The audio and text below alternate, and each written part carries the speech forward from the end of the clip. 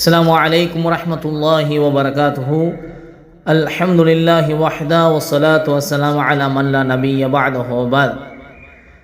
அன்பார்ந்த இஸ்லாமிய சொந்தங்களே, உறவுகளே, அன்னை ஃபாத்திமா பெண்கள் அரபிக் கல்லூரி சார்பாக நடத்தப்படும் கற்போம் கற்றுக் கொடுப்போம் என்ற நிகழ்வின் வாயிலாய் மீண்டும் உங்கள் அனைவரையும் சந்திப்பதில் மகிழ்ச்சி அடைகிறோம். அல்ஹம்துலில்லாஹ்.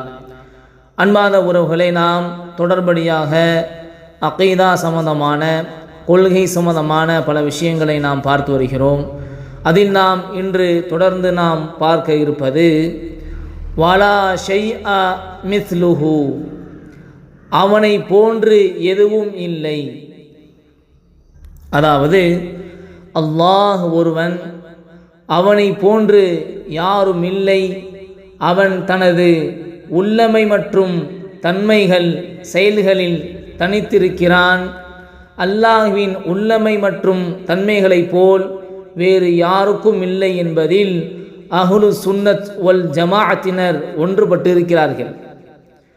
அல்லாஹ் தன் பெயர்கள் மற்றும் பண்புகள் சம்பந்தமாக குர்ஆனில் கூறியுள்ளதையும், மேலும் அல்லாஹ்வின் தூதர் ஸல்லல்லாஹு அலைஹி வஸல்லம் அவர்கள் இது சம்பந்தமாக உறுதியாக கூறிய விஷயங்களையும் அப்படியே நம்ப வேண்டும். அந்த விஷயங்களை நாம் அப்படியே நம்ப வேண்டும். இந்த விஷயத்தில் நாம் தஹ்ரீஃப் செய்யக்கூடாது, தஅதீல் அதுவும் கூடாது, தக்ஈஃப் அதுவும் கூடாது, தம்சீல் அதுவும் கூடாது. இவையெல்லாம் என்ன? தஹ்ரீஃப் கூடாது என்றால், அதாவது எந்த மாற்றமும் செய்யக்கூடாது. தஅதீல் கூடாது என்றால், அதாவது எதையும் புறக்கணித்து வெறுமையாக்குதல் கூடாது. தகீஃப் கூடாது என்றால், அவற்றின் உண்மை நிலை எப்படி என நாம் சொந்த கருத்துக்களை கொண்டு யூகிப்பதோ மேல் விளக்கம் கொடுப்பதோ கேட்பதோ கூடாது. தம்சீல் கூடாது என்றால், அவற்றிற்கு உதாரணங்கள் கொடுப்பது கூடாது. அவை எப்படிப்பட்ட உயர்வான அர்த்தத்தில் அவை இருக்கின்றதோ வந்துள்ளனவோ அப்படியே நம்ப வேண்டும். ஏனென்று சொன்னால், அவை அல்லாஹ்வின் பண்புகள். அவனுடைய பண்புகளை அவனது படைப்புகளின் பண்புகளுடன் ஒப்பிடாமல் அவனுக்கு தகுதியான முறையில் அப்படியே ஏற்றுக்கொள்ள வேண்டும்.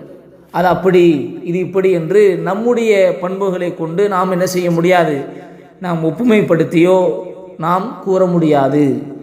அல்லாஹ் குர்ஆனை கூறும் பொழுது 42வது அத்தியாயத்தினுடைய 11வது வசனத்தில் அல்லாஹ் பதிவு செய்வான், லைஸ கமிஸ்லிஹி ஷைஉன் வஹுவ ஸமீஉல் பஸீர், அவனுக்கு ஒப்பானது எதுவுமில்லை, அவன் நன்கு செவியுறுபவன், உற்று நோக்குபவன் என்பதாக அல்லாஹ் பதிவு செய்கிறான்.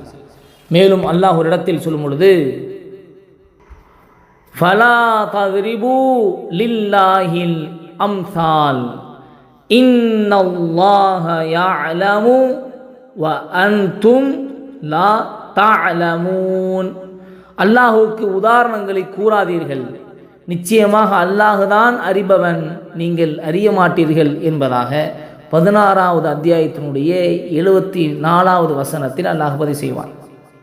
சுருக்கமாக நாம் சொன்னால், அஹ்லு சுன்னத் வல் ஜமாஅத்தினர் அல்லாஹ்வின் பண்புகள் எப்படி இருக்கும் என கூறும் விஷயத்தில் ஈடுபடவே இல்லை. மேலும் அந்த பண்புகளை எதனுடனும் அவர்கள் ஒப்பிடவும் இல்லை. இந்த விஷயத்தில் அவர்களின் கூற்று இப்படிதான் இருக்கிறது. இதுதான் எப்படி அவர்களுடைய கூற்று இருக்கிறது என்று சொன்னால், அல்லாஹ்விற்கு உயிர் உண்டு, ஆனால் அது நம் உயிரை போன்றதல்ல. அவனுக்கு அறிவு உண்டு, ஆனால் அது நம் அறிவை போன்றதல்ல. அவனுக்கு பார்வை உண்டு, ஆனால் அது நம் பார்வையை போன்றதல்ல.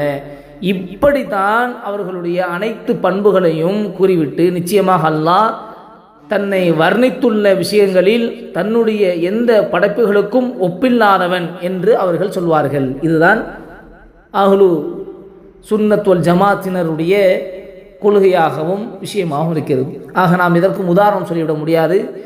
அல்லாஹுடைய பண்பு, அல்லாஹ் எப்படி அந்த பண்பில் உயர்ந்தவனாக இருக்கிறானோ அவனுடைய அந்த அந்தஸ்திற்கேற்ப உயர்ந்தவனாக இருக்கிறான்.